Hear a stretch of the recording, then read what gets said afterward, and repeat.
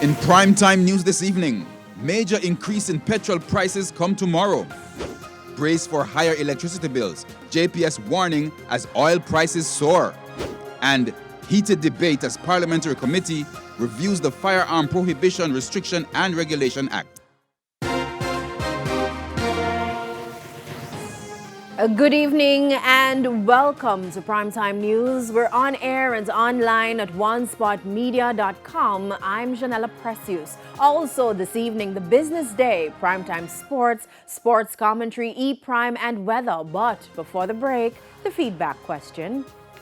And this evening we're asking, what's your reaction to the changes to the country's banknotes? You can share comments online, facebook.com/television Jamaica and tweet us at televisionjam1. Please stay with us. Primetime News returns after this break.